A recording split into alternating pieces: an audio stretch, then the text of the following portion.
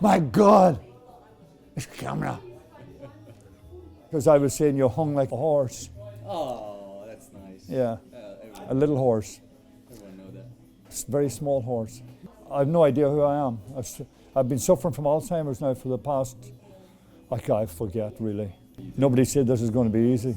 Are you giving up yet? No. I'll give you 2 minutes, 2 minutes. Okay, 2 minutes. My name is Vince McCann and I'm a doorman at the 12 Bar for the last 20 years.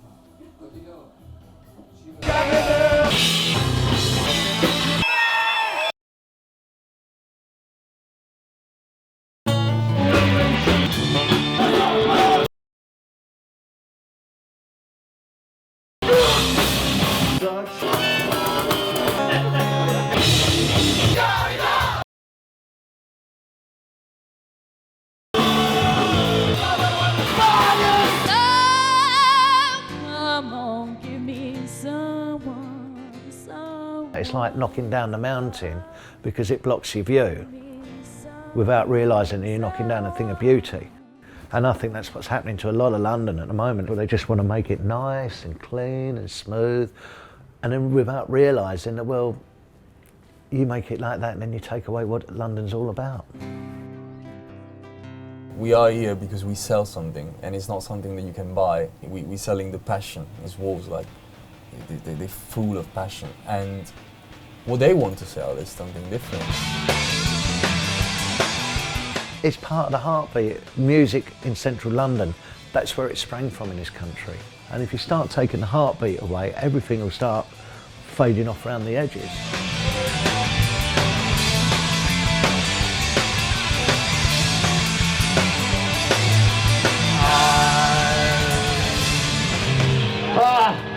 Thank you very, very much. We enjoyed that. Thank you very, very much. Finally got the ending right. Did we get it right? We did get it right. Mr. DJ. People come here for the diversity, for the beauty of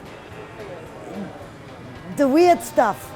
The people that kind of live side by side, conservative, rebellious. And Soho captures all of this.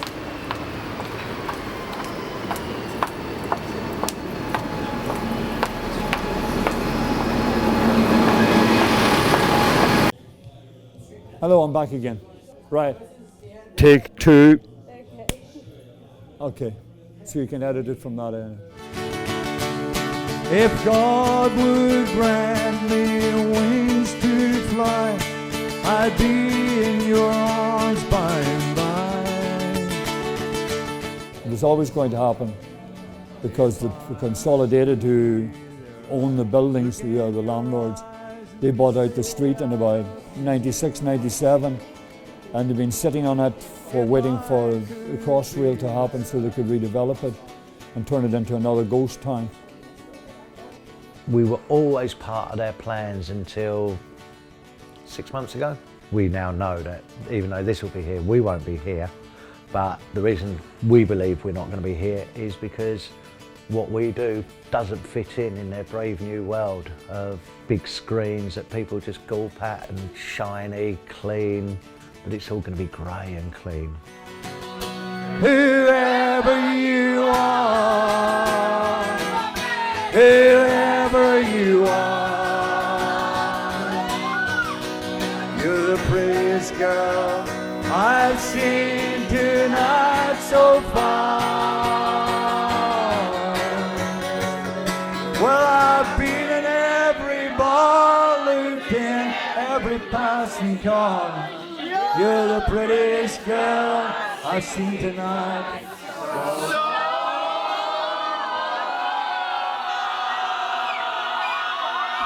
Thank you. We listen to pop music. Hello. What are you doing there, Kat?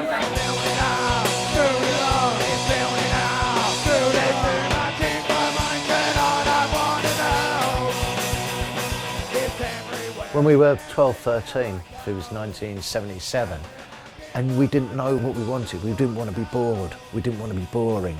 We needed our own music, and then punk happened, and that was our music. And we just come down to the West End, and look at the sex shops, look at all the seedy stuff that we, you know, it was all we'd heard of Soho. Ah, pervert! We used to do all that, shout at people coming out of sex shops. I used to bunk off school quite a lot and come down here, just wander around Soho, getting to know the streets. You know, get on the bus, put my trial rate bus pass in my shoe, and then just go dancing at Astoria. And my uncle knew I was into music, and he brought me up here to Denmark Street and said to me, if you ever do anything in music, this is where you'll be. Your feet will touch these paving stones, trust me. And we walked up and down, and I could see then there was like almost a community spirit. I didn't know who worked there, I didn't know who was shopping, but it just seemed like everybody knew each other. And it's something that stayed with me all my life. The noise, the bustle, the excitement, the adventure, the edge. You know, there was a lot of like stuff going on that you'd see out the corner of your eye. And it was absolutely alive, you know. There was record stores everywhere. You could go into a pub and you would have like famous film directors standing at the bar next to a drug dealer, next to a prostitute, next to a lawyer, next to a transvestite. If people wanted to spend their money and not be bothered by the rest of us, then there were those places, but everything would be mixed in with one. I found many quite really horrible, divey little clubs that we all thought were absolutely fantastic.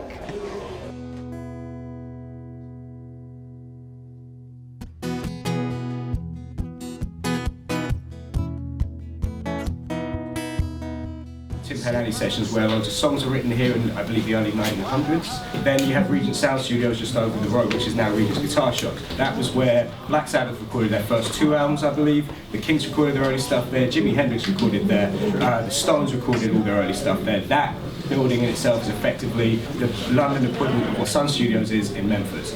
That's the relevance of Denmark Street. Now it's the hub for music in London. It's an independent street with independent businesses. I came to Denmark Street because of Andy Preston, who owned the guitar shop next door. But he had a blacksmith's forge out the back of the alleyway, which he used as a guitar workshop. And at nights he used that folk club.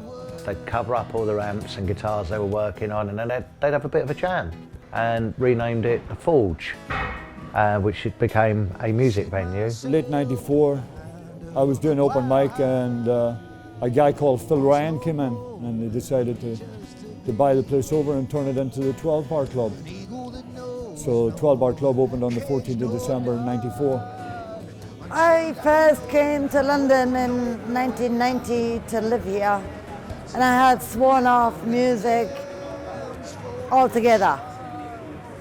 And then my friend Big Dave brought me back into punk rock, and he showed me this little bar that he knew. Down the alley, he said. And we came down here, and it revived me entirely. So I've been coming here for like 11 years, maybe longer, and I'm only 25.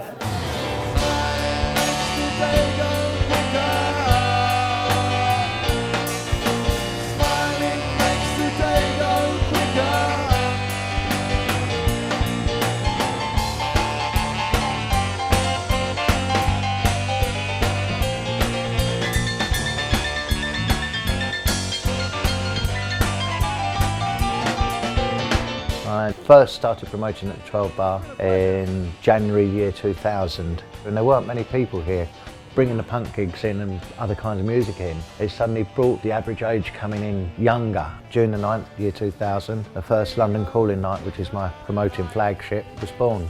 We had 2 bands on, and it turned out to be the busiest night of the year. I always had a booking policy, as long as they're not Nazis or they're not too heavy metal, they've got a chance of getting a gig here. That London Calling thing is really important for London. Really important for London. This venue's always been the sort of venue that has been about fans that are so die-hard into their music. Like even things like the Ruction Records nights.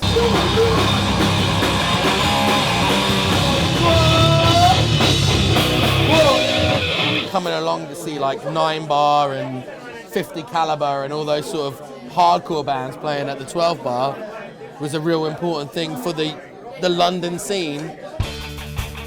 I met my husband here at a pool table. He was running this place, and I fell in love with him, with the venue. It's real. Very real. I mean, sometimes up and you go to see a band that you've been listening for like 20 years and you get to see them. Sometimes they change your life. Even like one song is stuck in your head for like years and years. Music, it's definitely the biggest part of my life. And I share it with people that I really care about. When you get a band, it's their first ever gig and they cannot believe that we've given them a gig. I'll be truthful, a lot of them walk into the place and think, what the bloody hell's this? Oh my God. And you see it, the fear in their faces. But when they've played and when they've understood the ambience, the vibe of the place, the attitude, how we are, this is your stage time, don't take the piss, you know, have fun. And they love it. You just get infused with their energy. What the people?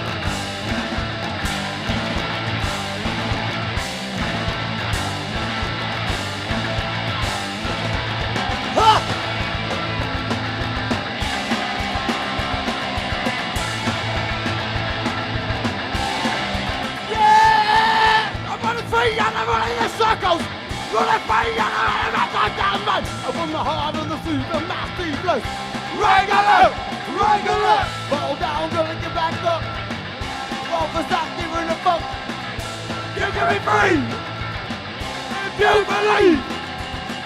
It's just like seeing the sharks and singing back to the beach! Back to the beach! To avoid! You need a life! Regular! Regular! This place is a paradise! The babies of the paradise. Oh, what a beautiful life. It's not about being just nostalgic. It's the options, the possibilities that you have here. Last week, I got a band signing a contract on the bar. It's a venue where anyone can play, and sometimes that means you hear really great stuff, sometimes it means you hear really bad stuff, and the point being anyone can play there. I can't think of any venue in the country where every genre of music will appear there at some point, and because there's always that going on, the conversation amongst strangers is usually revolving around music, and everyone who comes from different genres of music have a totally different approach to doing things. The dialogue that exists between different musicians is always very interesting because it's always one of learning.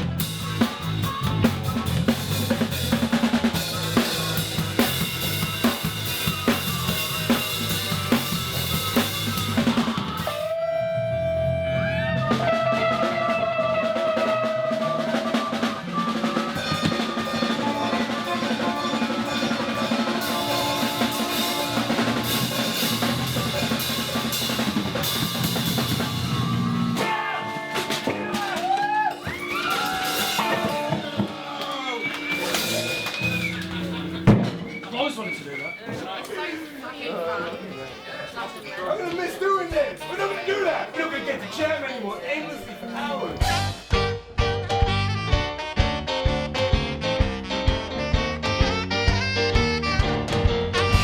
As a drummer, having a stage small enough that you can hit the bassist in the face if you decide to do anything that slightly resembles a fill. A big beam, you can swing on it, you can hang your coat on it. Yeah, hang your coat on it, man. I'm usually up there taking my trousers off and hanging off it, man, and freaking people out. I've seen bands starting here. My own band started in this place. That's the beauty about this place. It's a place where people can meet. It's a place where people can build a community. There is a community in that Mac Street. It's a big, massive family. The alleyway has always been a hub for everybody who works around here. Even the tattoo parlour and the recording studio, their doors are open because they're adjacent to the tour bar. People just walk in and out, drinking there, talking there. They described it in the newspaper as a dirty, neglected alleyway. No one's neglecting that place, man. It's a heart. Yeah, you got the back of one of the best bars and music venues in London. You've got a tattoo studio for all those tattooed, horrid freaks that are hanging all over the place, and the Enterprise. And all next to all the music shops. I mean, you can come in here, you can buy a guitar, you can get yourself a tattoo, you can have a rehearsal, and then play a gig on the same fucking street. Exactly, all in one night. You're doing that tonight, aren't you? I am doing that tonight, actually. Yeah, can you lend us 20 quid? Yeah, man, cool. It doesn't take long for people to claim it back. They've been painting on it straight away, man. Like right down until the last day that this place is here, people are making it theirs again. And it's a very inspiring place. This dirty, neglected alley. Brady, do you want to spray something? No, not a member of the public. Member of the wall. The wall. The wall. Yeah, look. Oh, look. That's the wall. There's a little space down there.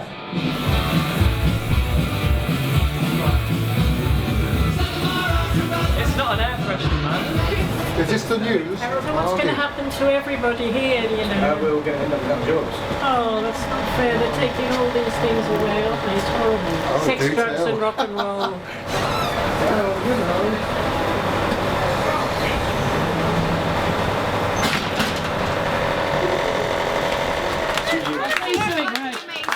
When I first came here, I was living in Wilson Junction. I was living with a very, very mad landlady who took a lot of drugs. And she made my life hell. And I used to stay here till closing time. And Andy Lowe would let me practice on stage. There was no one in here. And he'd let me practice. And for 12 Bar, my second home.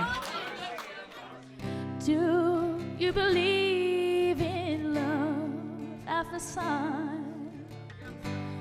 And certain it happens all the time, yeah. And what do you see when you turn out those lights? I couldn't tell you, but it sure feels like it's mine. Oh, I get by with little help from my friends. Oh, I get by with little help from my friends. I'll get high with a little help from my friends. Oh, do you need anybody? Yes, oh, yes, I need somebody to love. Oh, do you need anybody? Yes, oh yes, I think we need someone. Come on, give me someone. Oh, give me someone, someone. Oh, come on, give me someone to love. My name is Pat the Peacemaker. I'm a security in the 12 Bar for 5.5 happy years. And I hate these corporate bastards who are pulling this place down. And damn them to hell. Just sweet 12 Bar.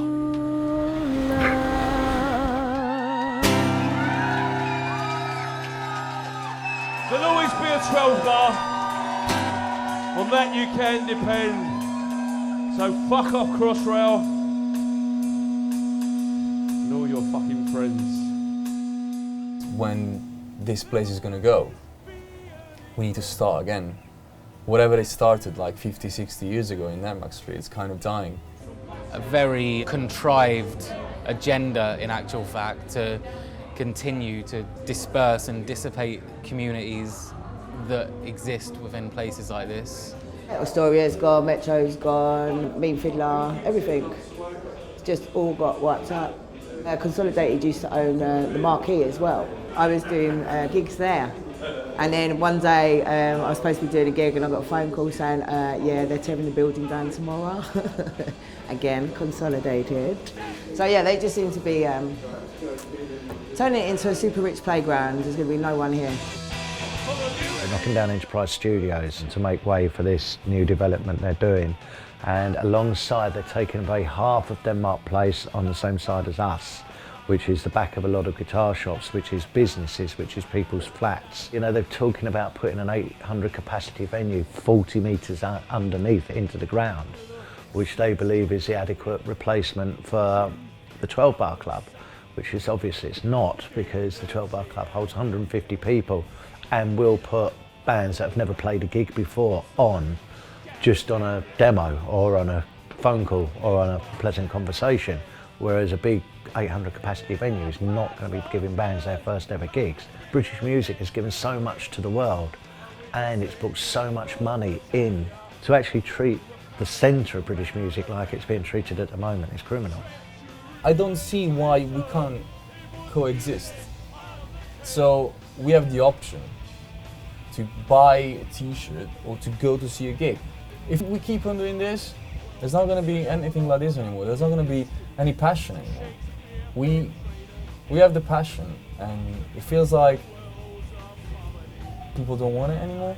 They're taking away something that's a lifeline to a lot of people. A lot of these companies, they have nothing to do with the area, they just happen to own a building. I don't think they should have the right to change an entire neighbourhood and decide that businesses that have been there for 60 years plus, that they no longer fit in with their plans. You're destroying communities. People live here, people work here, you know what I mean? You've seen hundreds of people turn up here and they're devastated that this is gone. As soon as you take the edge away from an area, everyone disappears. All you're left is with bored-looking tourists because there's nothing around there that's exciting. But this is it, actually, as far as I'm concerned. I actually can't think of a good reason to come to Soho anymore. It's a sad state of affairs, but get this on record. Right. This will be the O2 Academy, Denmark Street or some such, because the rent here will be so high that it will only actually be feasible for someone who's using it as a marketing thing. So yeah, I'm pretty certain it will end up being an O2 venue.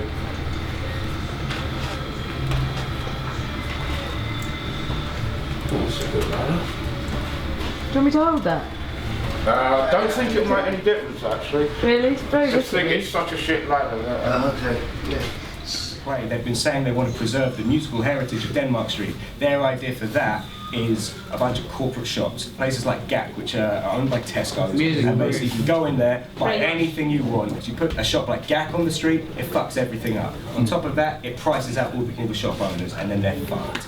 A lot of Soho is now becoming residential and becoming luxury flats. And a lot of those luxury flats are going to be people who don't actually live there. What it does is it kills the area, and then there's no shops or pubs or clubs.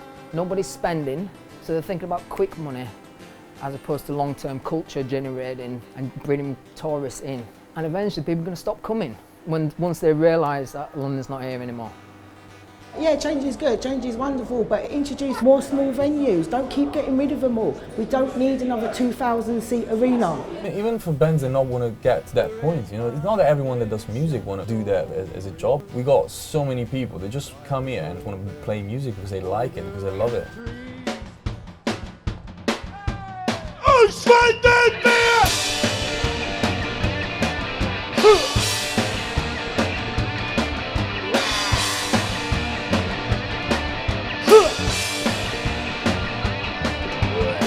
We're all going to move on, we're going to go somewhere else, we're going to build another scene somewhere else, that's for sure. It's the way that this place is going and all these areas being, it's just because some people want to sell flats, and this is not right. This is not right. I mean, you can't, this is all over London at the moment. So, some people try to save this place, and but as you can imagine, there is like a massive shark. We are like a little fish. But we're still here for a few days. We'll have a drink, play a gig, and we'll enjoy it right until the very last day.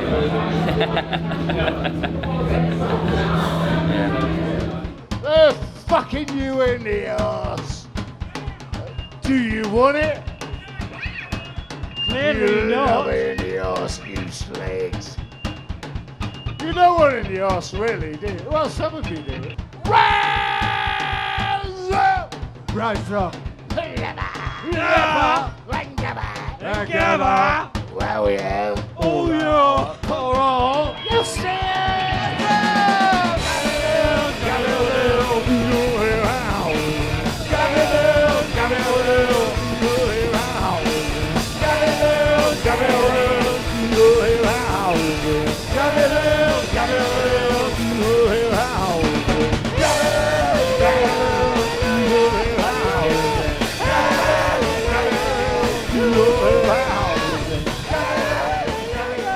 This place saved my life.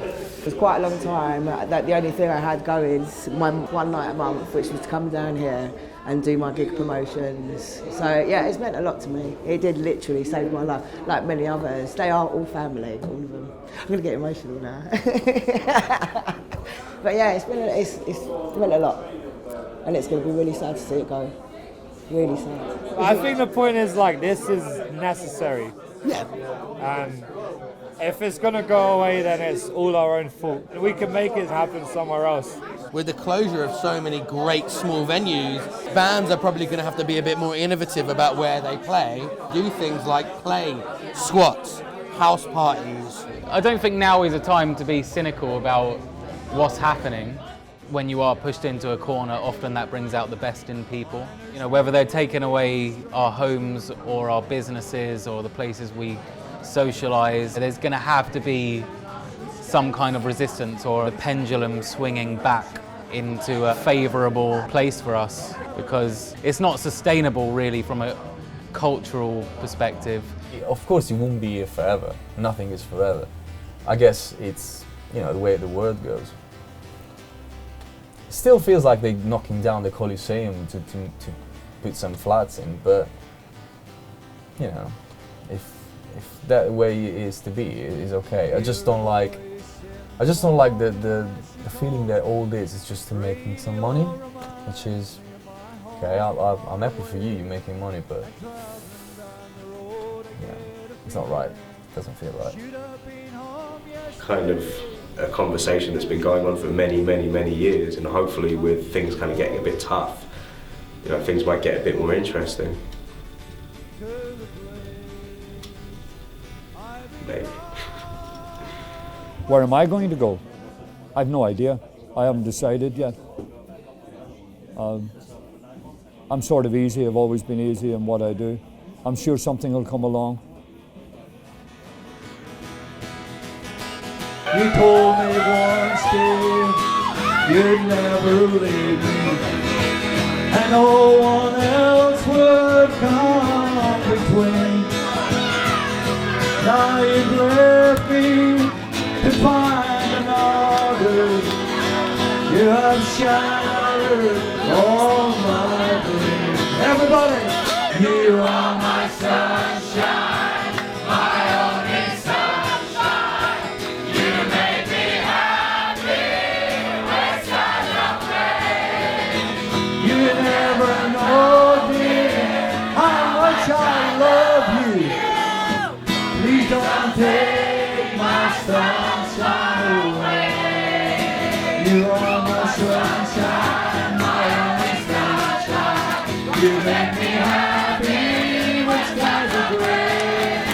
You never know, dear, how much I love you. Please don't take my sunshine away.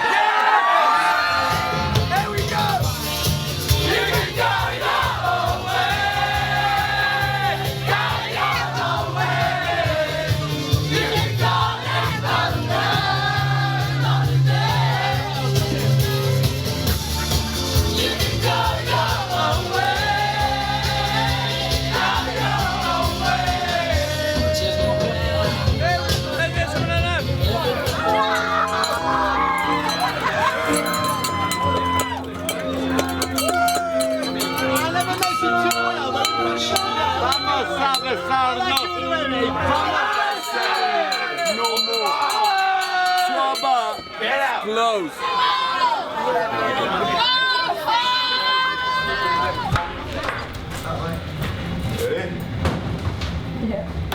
Ew.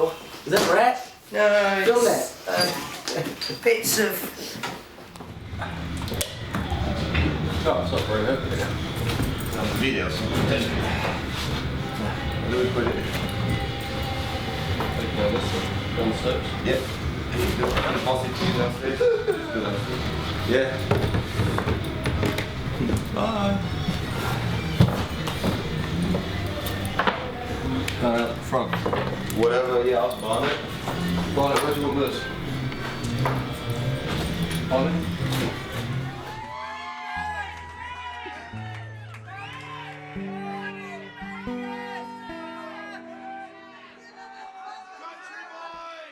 Here for the first day, here for the last. It's been a great adventure.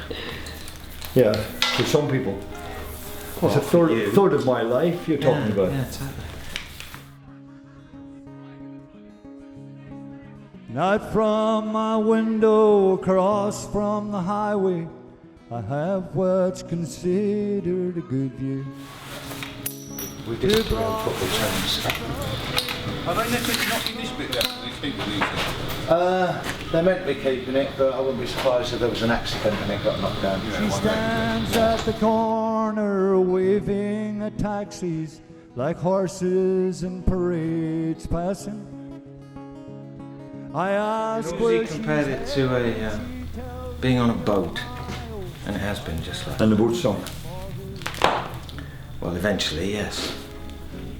I guess. It's been a long time, a real long time.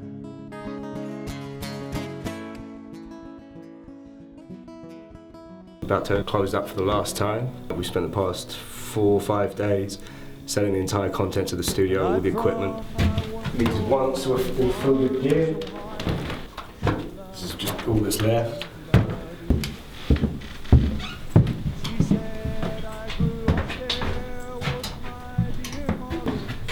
This is the end. Like, oh well.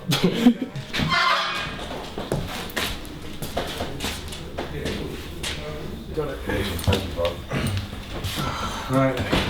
You set the alarm? Fuck it, no. People are going to break in, what they're going to take. Exactly. Right. Fucking right.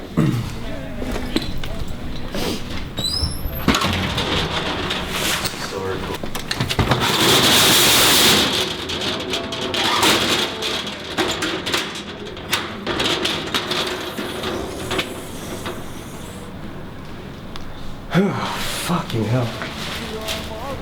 So long, studios.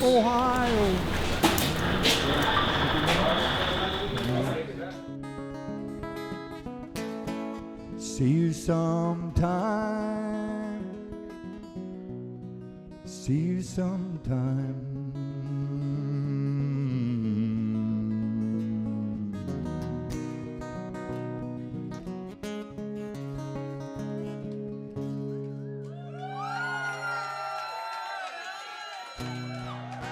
Thank you.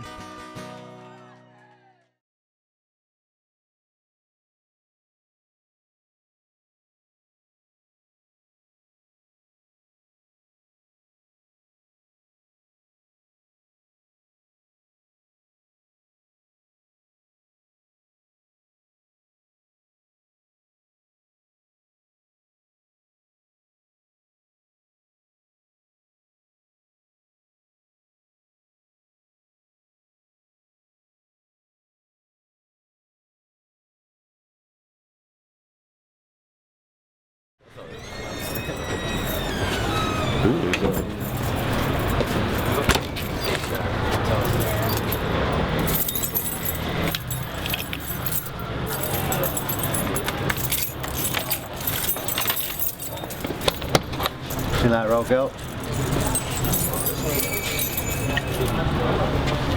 Right. How you feeling? Pardon? Knackered. I don't know. Weird, isn't it? I suppose having stripped it out for the last 2 days, it's a different feeling if we'd have walked away from here the last night and never come back and not had to take everything out. So, I don't know, because we've taken everything apart the last 2 days, it's not the same feeling because we've seen it messy, we've seen it exploding. It's, you know, I think the memory on Wednesday, watching Vince on stage in a packed room and everyone singing along, is the memory I want to take with me. Thank you. Thank you. Outside, the old girl. You can use that button there. The button? Yeah. Oh, you still got your poster on the wall? That's not mine. I heard it was.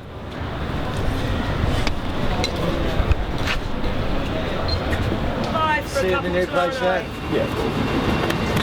I'll speak soon. Yeah. Carol, no fun. Bye, Tali. See you tomorrow.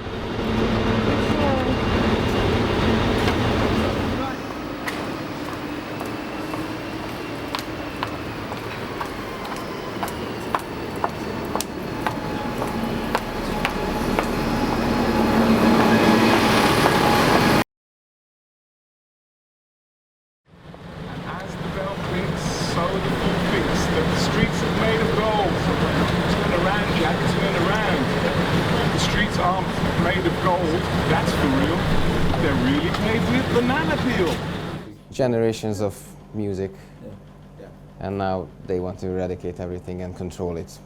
There's a housing crisis going on at the moment, there's an environmental crisis, and there's also a cultural crisis. These barricades are now the battlegrounds of the cultural war. Well, we're a couple of groups together. You can call us occupiers, you can call us many things. This place has to be what it is, and the people who use it, we want to help them reclaim it. For us, it's going to be great if we can stop this corporate cancer coming into this part of town.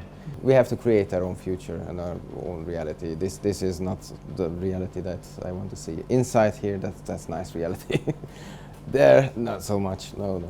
It's time to put some people power regulation on these things before they get out of hand really badly. We can't get away with just existing anymore. There's no more just surviving. It's going to be really, really bad or really, really good. But it's much better this way. It's not boring, at least. Now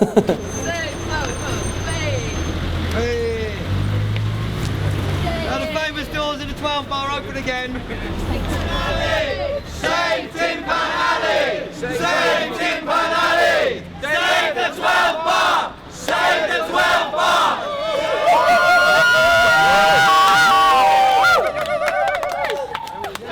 I am so proud of Occupy London moving in and doing this.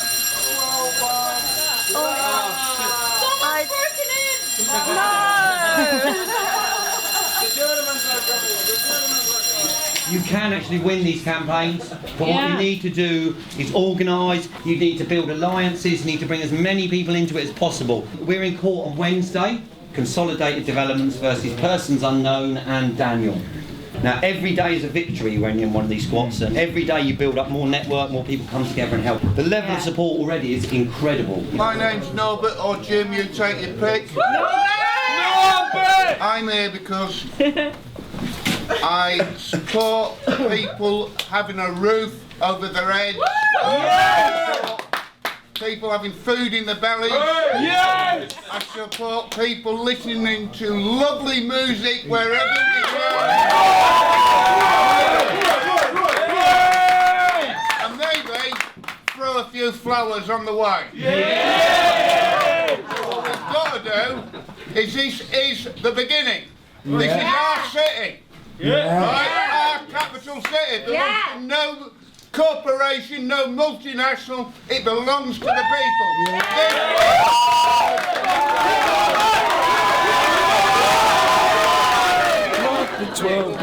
Save the 12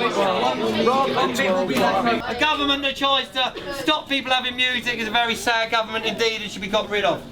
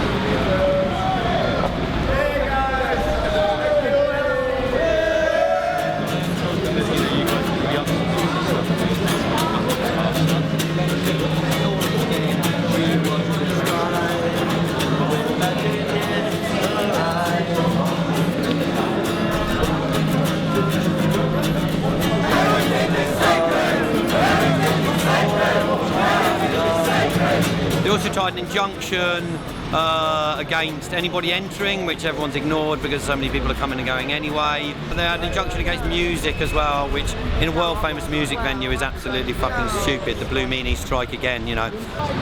These spaces are sacred. I've seen sacred spaces demolished for money, and we're not going to take it. We can't take it. If we take it, it's our own fucking fault. The law is written for the rich. Understand this. The law is written for those who have money. Understand this. Culture is for everyone, and it is ours. Seems to have gone okay, you know, we've put our points across, so now I suppose it's just in the hands of the judge.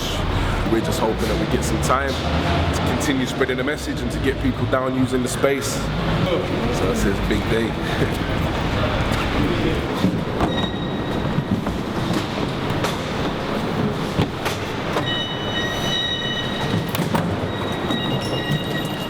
The judge, we don't think, properly listened to our European Court of Human Rights to assemble and protest. We may appeal it, but basically what that means at the moment is that they've got a possession order, IPO, that at some point in the next 48 hours, they've got to use it within 48 hours, they'll come and post it on us. And once it's posted, anyone who hasn't left with it after 24 hours could be arrested. Having just come out of court, I'm feeling really sad.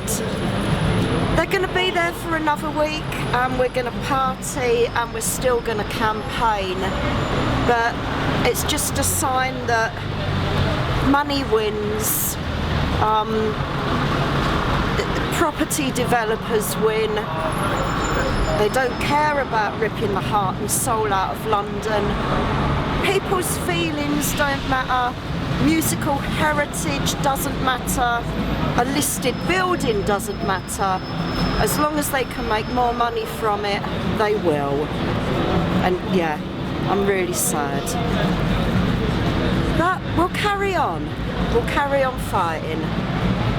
Let's protest for more community spaces, more music venues, repeal the law on squatting because it's a lifesaver. We need to solve the situation. The situation is put the MTs together with people who need it. We have the tools to sort all this out. Why don't we do it? Don't let the music die. Don't let our culture die. Keep out doing it. Viva the resistance. Hey. And what's next for you guys? Usual. Keep looking for empty buildings to set up squatty community centres, environment centres, venues, places where people can come and jam, meet other people. We've got too much social isolation. People need to come out of their own individual houses and flats and meet people in community areas. They're closing down 26 pubs a week. They're closing down our youth centres, our community centres, our libraries. We need to reclaim some of those public services just mentioned, open them up and look after people, organised to help the world, help each other. One love. Keep taking action.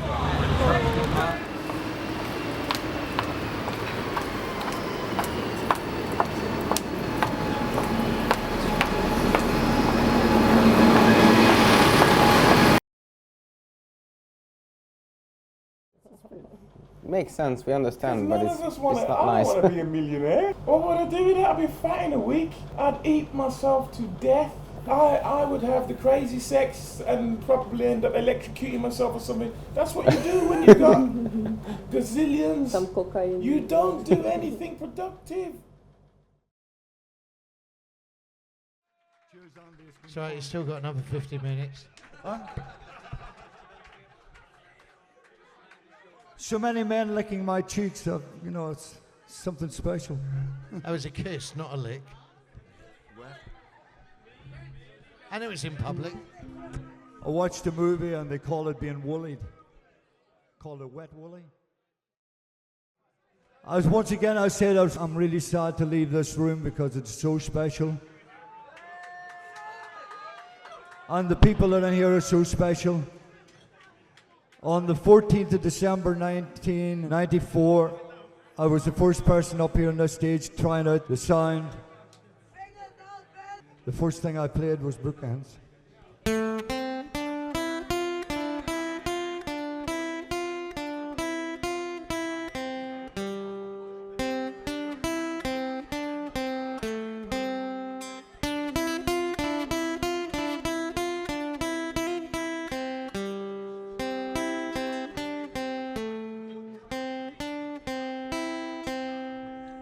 A time it was, and what a time it was, a time of innocence.